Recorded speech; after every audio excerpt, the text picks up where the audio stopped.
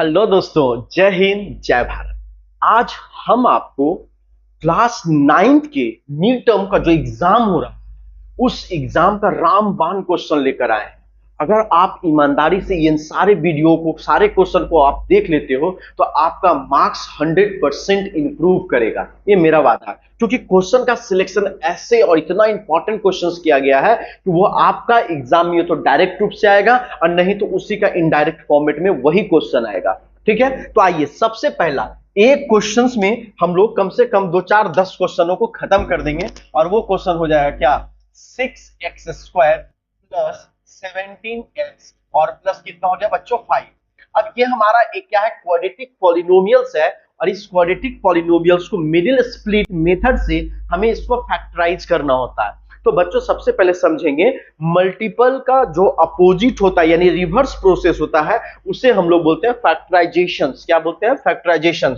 जैसे 4 इंटू अगर 3 करते हैं तो इसे हम लोग बोलते हैं 12, तो इसे क्या बोलते हैं? मल्टीप्लीकेशन। इसको क्या बोलते हैं बच्चों? मल्टीप्लीकेशन। लेकिन अगर यही 12 को 12 पहले से दिया हुआ है और इसे 4 इंटू 3 में लिखेंगे तो इसे क्या बोलेंगे बच्चों? फैक्टराइजेशन।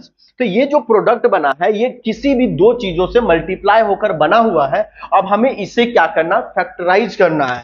यानी आप शॉर्ट में समझेंगे, factorisation is a process, is a reverse process of multiplication. Factorisation जो है मल्टीप्लीकेशन का क्या है? रिवर्स प्रोसेस है, यानी जस्ट उल्टा है। ठीक है, माइंड में सेट हो गया। चलिए अब हम लोग इस क्वेश्चन की बात करते हैं, क्वेश्चन को सॉल्व कैसे करेंगे। तो क्वेश्चन को सॉल्व करने की जब हम बात करते हैं तो यहां पर सबसे खास बात क्या है कि इसमें बोल रहा है कि factorise by splitting the middle term and by using the factor theorem. अब सबसे बड़ी बात है कि हम इसे क्या करेंगे? मिडिल टर्म को स्प्लिट करना है। क्या बोल रहा है? मिडिल टर्म को स्प्लिट करना है। तो मिडिल टर्म को यहां पर कौन सा प्रोसेस होता है? अगर आपका क्वाड्रेटिक पॉलिनोमियल्स में है तो मिडिल टर्म को कैसे सॉल्व करेंगे इसको देखेंगे। तो मिडिल टर्म को जैसे 17 दिया हुआ है तो सबसे पहले आपको क्या करना, फर्स्ट प्रोसेस क्या करना है कि फर्स्ट टर्म और लास्ट टर्म को मल्टीप्लाई करना। तो फर्स्ट टर्म और लास्ट टर्म को मल्टीप्लाई करेंगे तो 6x² इंटू 5, 6 5 जा 30x² हो जाएगा। कितना हो जाएगा बच्चों? 30x² हो जाएगा।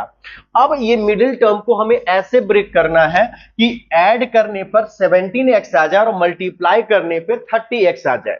अब समझने वाली बात है कि कह रहा है क्वेश्चन कि 17x को ऐसे ब्रेक करना है, ऐसे दो नंबर में ब्रेक करना है कि अगर हम उसे ऐड करेंगे तो 17x आ जाए और मल्टीप्लाई करेंगे तो 13x² आ जाए। यानी 17 को हमें इस फॉर्मेट में ब्रेक करना है, यानी स्प्लिट करना है।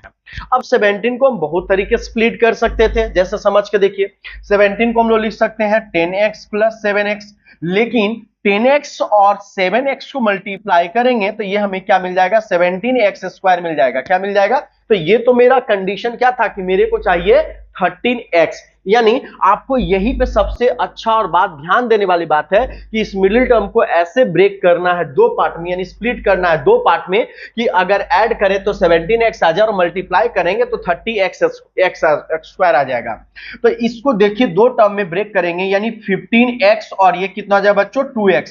तो 15x और प्लस 2x करेंगे तो ये हमारा कितना हो जाएगा? 17x तो हो गया।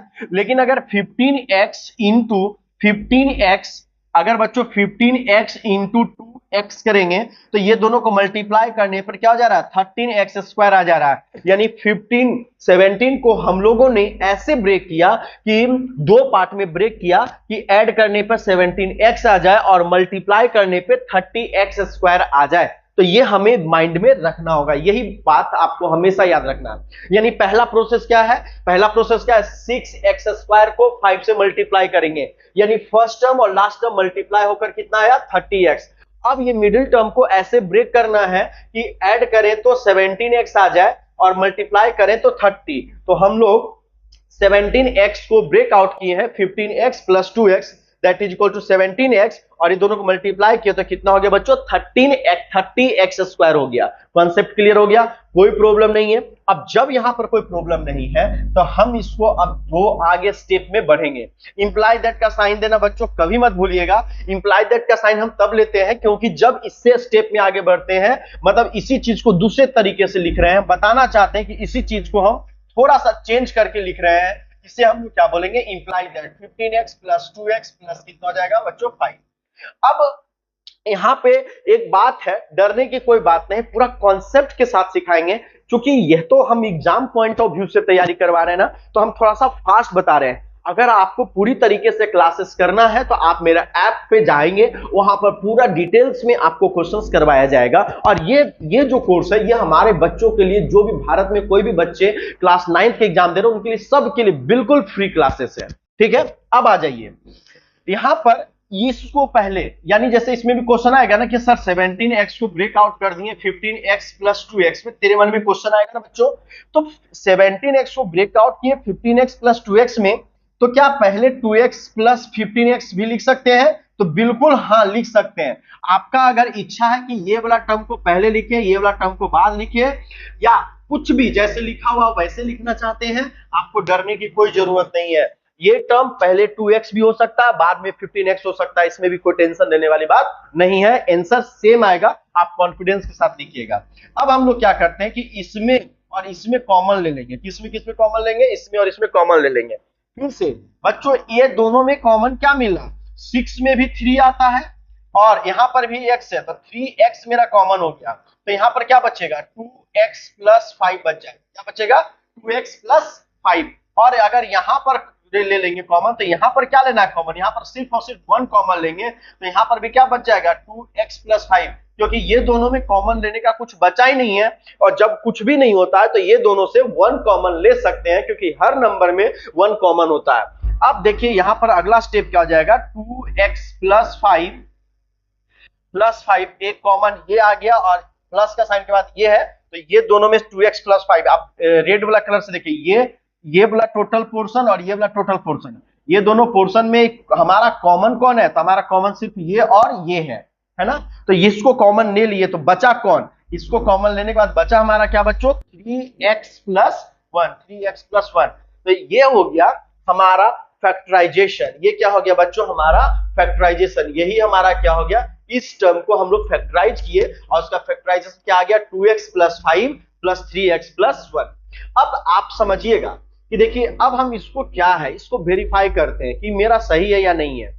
यानी हमने इसको फैक्टराइज करके ये निकाला और इसको मल्टीप्लाई करेंगे तो हमें ये मिलना चाहिए। तो बच्चों 2x plus 5 into 3x plus 1 अगर करेंगे तो 3 2 जा कितना जाएगा 6x स्क्वायर हो जाएगा, 3x into 2x 6x square, फिर पहला टर्म इससे मल्टीप्लाई किए, फिर ये वाला टर्म इससे मल्टीप्लाई करेंगे, प्लस 2x इंटू 1, तो ये कितना जाएगा 2x। अब इसका मल्टीप्लीकेशन दोनों के साथ हो गया, अब इसका मल्टीप्लीकेशन दोनों के साथ करेंगे, है ना।